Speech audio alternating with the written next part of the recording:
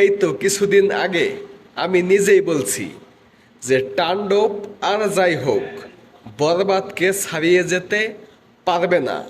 বরবাদের মতো সিনেমা কালে ভদ্রে আসে, এমন হিট, এমন দর্শকের চাহিদা খুব বেশি আসে না, যুগে একটা আসে।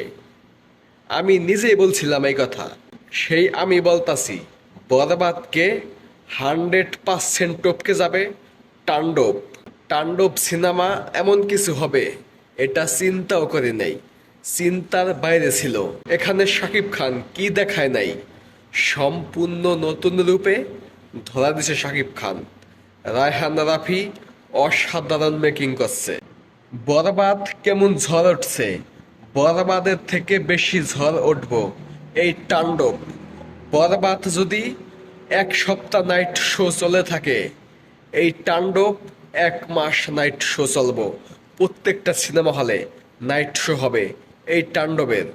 সামান্য একটা ঝলকে যা দেখাইছে, যা দেখাইলো, এইটা আসলে অবিশ্বাস্য, অসাধারণ। চিন্তার থেকেও বেশি কিছু করছে শাকিব খান। শাকিব খানের কি অভিনয়, কি এক্সপ্রেশন, সব কিছু একদম ফাটাই দিছে। এই ঈদে, এই কোরবানির ঈদে তাণ্ডবের সামনে কোনো কিছু চান্স পাইব না, কোনো কিছু পাত্তা পাইব না। যেই সিনেমায় আসুক, যেই সিনেমায় আনুক তাণ্ডবের সাথে, কোনোটা চান্স পাইব না। সিনেমা হল তো একটাও পাইব না।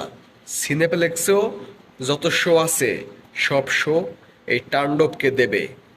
অন্য অন্য যেসব সিনেমা আছে 2-1টা শো দিতে পারে। বাংলা সিনেমা যে এমন হতে পারে, বাংলা সিনেমা যে এমন হয়, শাকিব খান দেখাই দিতাছে, একের পর এক প্রমাণ দিতাছে। শুধু মুখে বলা না, কাজে কর্মে প্রমাণ দিতাছে শাকিব খান।